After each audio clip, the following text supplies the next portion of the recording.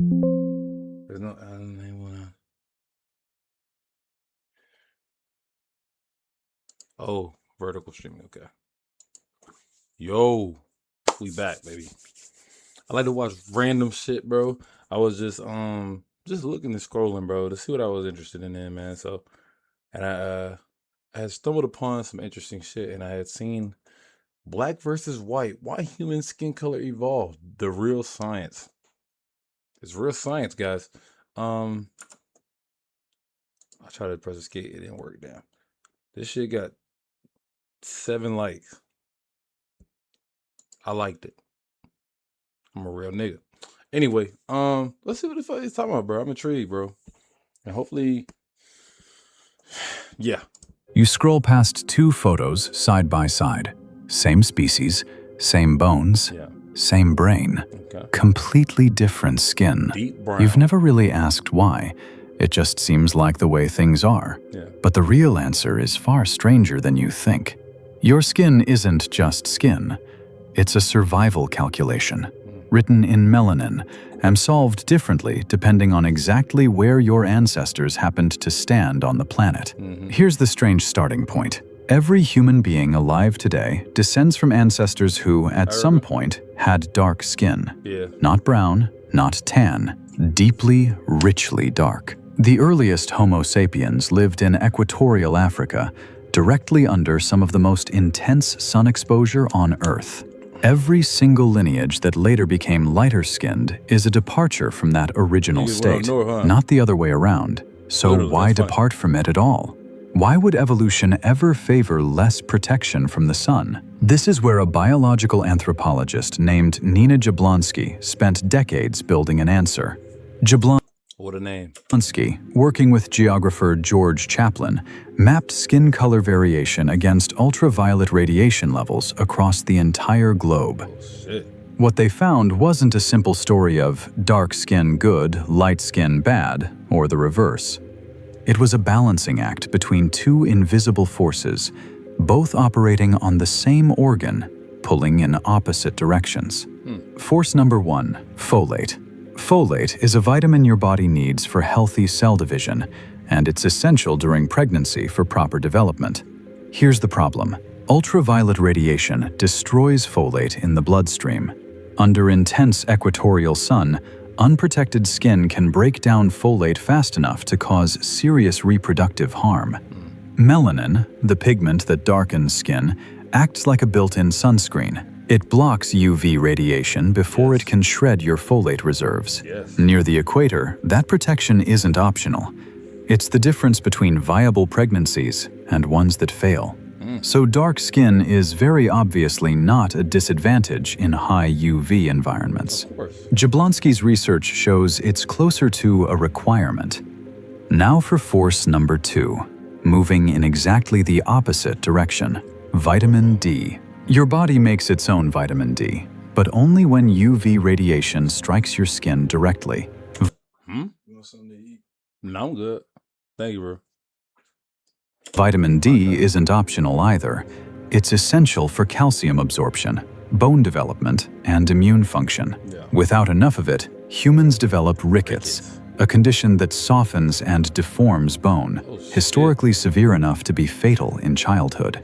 Here's where the tension appears. As early humans migrated northward, out of Africa, and into higher latitudes, something happened to the sunlight itself.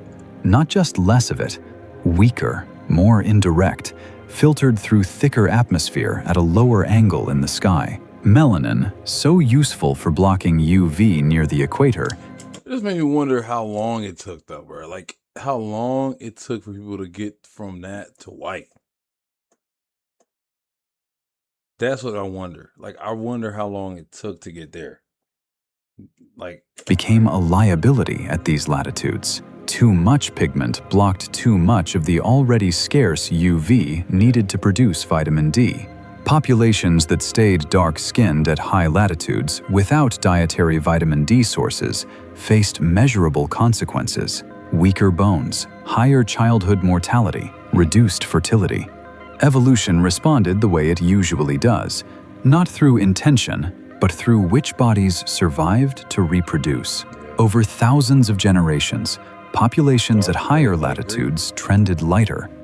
Not because light skin was better, because in low UV environments, it let in enough sunlight to keep bones strong without an outside source of vitamin D. This is the balancing act at the center of Jablonski's model. Too dark near the equator risks nothing extra, since UV is abundant. Too light near the equator risks folate destruction. Too dark far from the equator risks vitamin D deficiency. Too light far from the equator risks almost nothing, since there's so little UV to block in the first place. Skin color across the entire human species lines up with almost mathematical precision along this single gradient, correlating strongly with historical UV exposure by latitude, exactly as Jablonski and Chaplin's global mapping data predicted. Here's the part that reframes almost everything you thought you knew about this topic.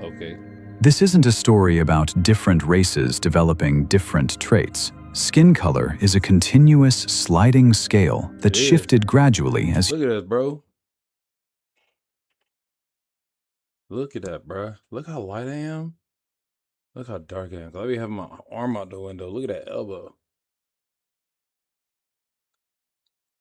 But I think it's funny, bro, because I be like, I'm light skinned. But then it's like, I mean, I be saying I'm brown, but like my face looks browner. But like, then it's like I look at my body. Interesting. Human But I guess I'm light skinned. You know, hey. populations moved and settled across different— I'm brown right now, though. The sun out, I'm brown. UV environments over tens of thousands of years. There's no single line where one type becomes another type. There's just melanin, dialing up and down, tracking sunlight the way a thermostat tracks temperature. And this dial can move surprisingly fast on an evolutionary timescale. Researchers studying skin pigmentation genetics have found some of the strongest, most rapidly selected genetic signatures in the entire human genome tied to pigmentation genes, particularly in European and East Asian populations, suggesting these shifts, once useful, spread through populations quickly once they appeared.